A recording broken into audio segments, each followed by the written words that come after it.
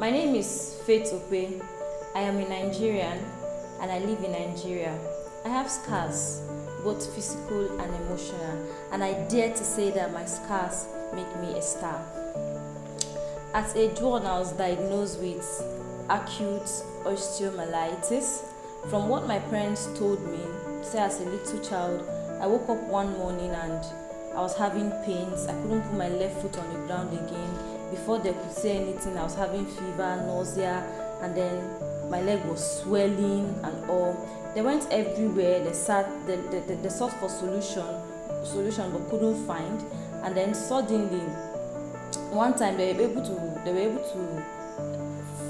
found a clinic where it was diagnosed as acute osteomyelitis, and from there I was referred. My parents were referred to National Orthopedic Hospital Enugu so that they can perform an urgent surgery and correct the leg. And from what they said, they couldn't afford to pay for the surgery. They couldn't fund the bill. They went everywhere. They wanted to borrow. They sought for help. They couldn't get. And after a while, it subsided. There were no pains again. The pulse had gone down. I was left with a visible wound, but I was okay. But at age 2, the whole thing resurfaced again, and this time it was more terrible because it didn't actually leave. It was not given any medical attention, so it resurfaced and it was more terrible. And what it did at age 2 was it locked up my kneecap. My kneecap was locked between the bone on the lower limb and the one on upper limb. Like the kneecap went out of place and those two bones locked up. And what that did was it made my left leg rigid. It could no longer flex, so my left leg cannot bend because of that lock there. And over the years, I grew up in pains. I had visible wounds. I was out of school several times, many times, sometimes 5 times a week, months. I was just in and out of school because of the pains I was having, the struggles I was having as a child. I was bullied in school. I have several experiences that were touching on my self-esteem.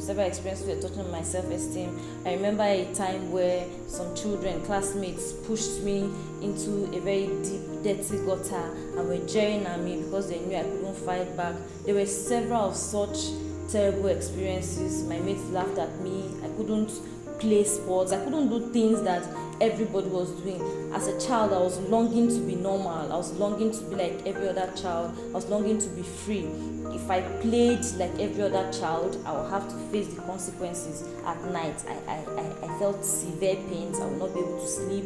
My leg was swollen, visible. There was a big wound on the leg and pus was coming out. I still remember those experiences very well. Pus was coming out and blood, water. At some point, I was even smelling because of the constant pus that was coming out from the leg. And growing up, I suffered inferiority complex.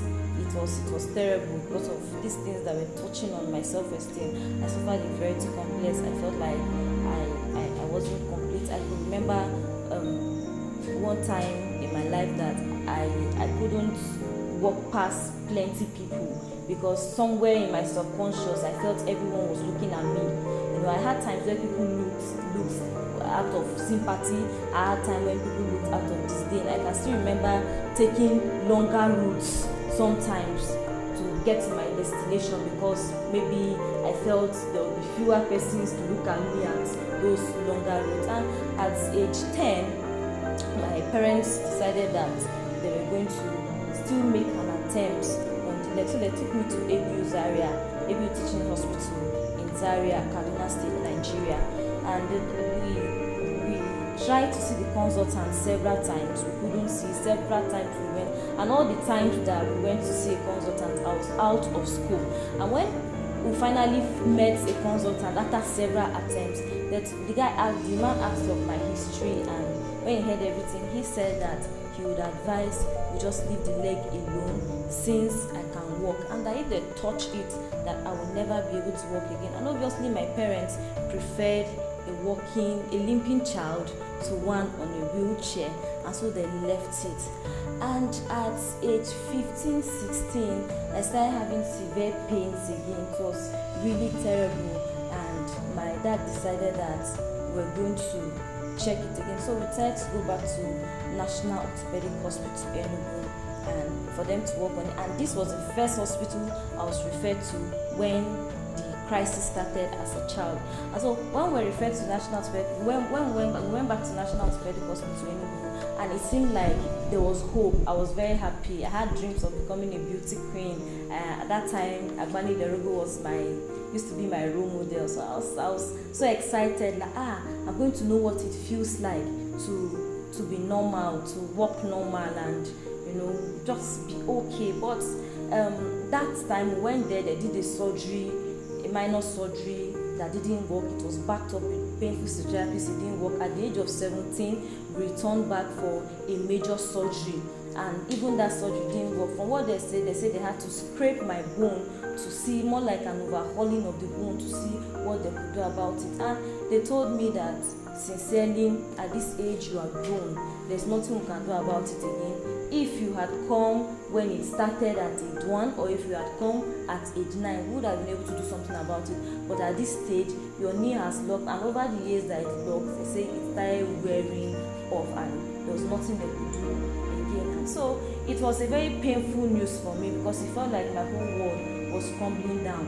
I felt like I was limited because of the leg. I could not do so much. So it was as if my whole world was crumbling down. I cried, I wept. But right there, a scripture popped up in my spirit, Romans chapter 8. All things work together for good unto those who love God and are called according to his purpose. And I made up my mind that even this one is going to work for my good. It's not going to work against me.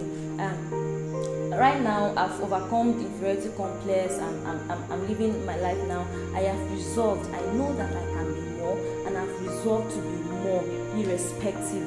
I've gone ahead to build my business, Early Impression, a company where I produce quality shoes. I've also gone ahead to start Courageous Woman Initiative, an initiative that helps other women that are struggling, maybe with physical disabilities, emotional insecurities, abuse, whatever it is.